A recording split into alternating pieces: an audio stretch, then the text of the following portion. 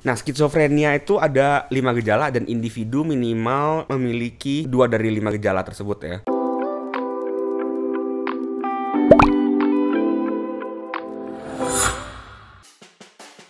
Pertanyaan selanjutnya dari Aluyah Alatas, keluarga Alatas. Bahas tentang skizo dong kak, karena kembaranku skizo sudah masuk tahun keempat. Oke, mantap.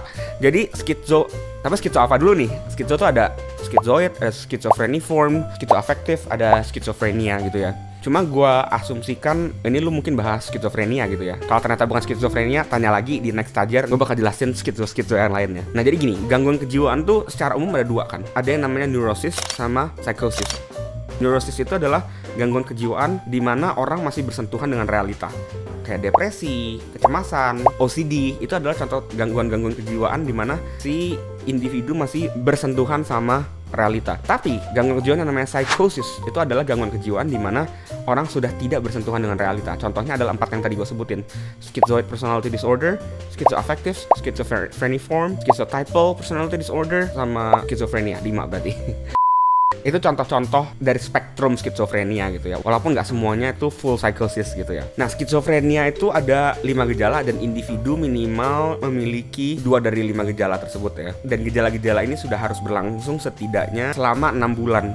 Dan dalam jangka 6 bulan itu, orang tersebut harus mengalami 2 dari 5 gejala itu selama sebulan berturut-turut. 5 gejalanya itu apa? Delusion, hallucination, disorganized thinking, ada yang namanya disorganized atau abnormal behavior, dan yang kelima namanya negative symptoms. Contoh dari delusi atau delusion itu ada 5 ya. Yang pertama tuh namanya persecutory delusion. Persecutory delusion itu adalah si individu tuh berpikir dan percaya, oh kalau gue nih bentar lagi bakal dijahatin orang, gue bakal di harm. Jadi orang lain akan melakukan kekerasan ke si individu ini. Atau misalnya ada organisasi atau orang-orang yang diem-diem sebenarnya lagi mata-matain dia gitu ya. Itu namanya persecutory delusion. Yang kedua adalah referential delusion. Referential delusion itu orang ini percaya kalau lingkungan dia atau orang yang di sekeliling dia sebenarnya lagi ngomongin dia, sebenarnya lagi julitin dia gitu. Jadi diarahkan ke si individu ini semua yang dilakukan sama lingkungannya. Lalu ada yang namanya grandiose delusion.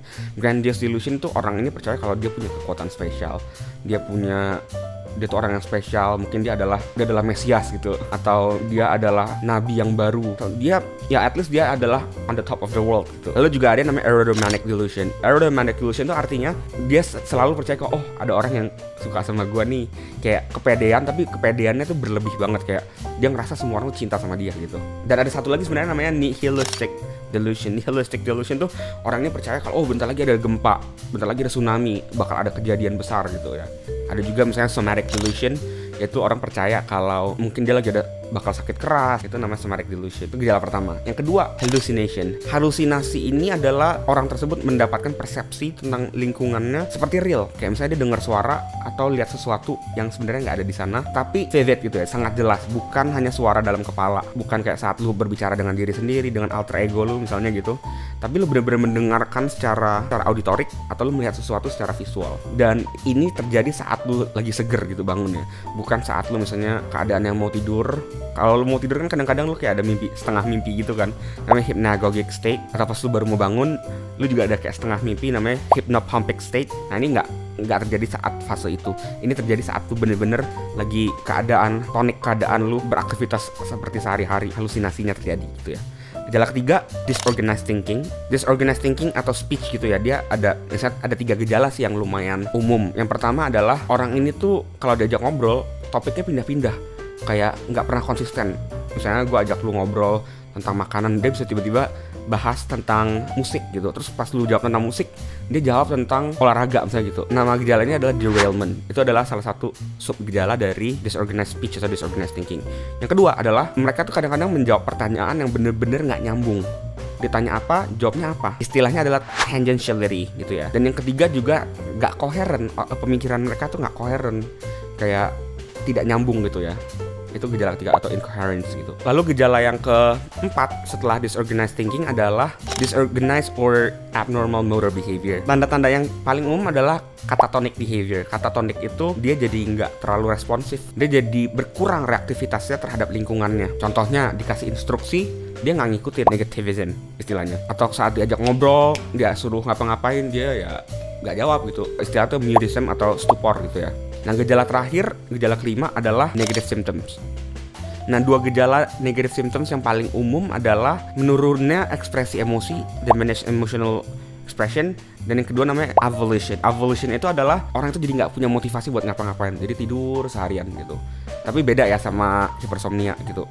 Nah, ada juga namanya asociality atau asosial gitu ya. Jadi orang itu jadi nggak mau bergaul sama orang lain, jadi menghindar dari orang lain. Itu juga salah satu gejala dari negative symptoms ini. Itu 5 gejala dari skizofrenia. Dan pengobatannya, first line treatmentnya adalah ya dengan pengobatan psikiatri, yaitu dengan obat-obatan yang namanya antipsychotic.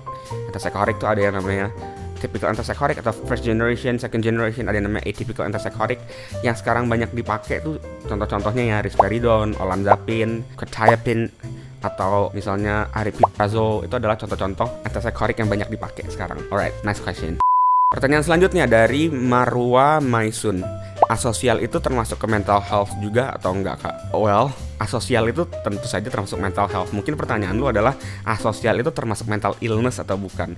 Nah, asosial sendiri bukanlah mental illness, tapi asosial itu seperti yang tadi gue jelasin di pertanyaan sebelumnya, asosial itu adalah salah satu sub gejala dari skizofrenia. Skizofrenia kan ada 5 gejala, yang salah satunya adalah negative symptoms, dan negative symptoms salah satu contohnya manifestasinya adalah dalam bentuk asosial gitu ya. Jadi bisa jadi salah satu tanda gejala dari mental illness.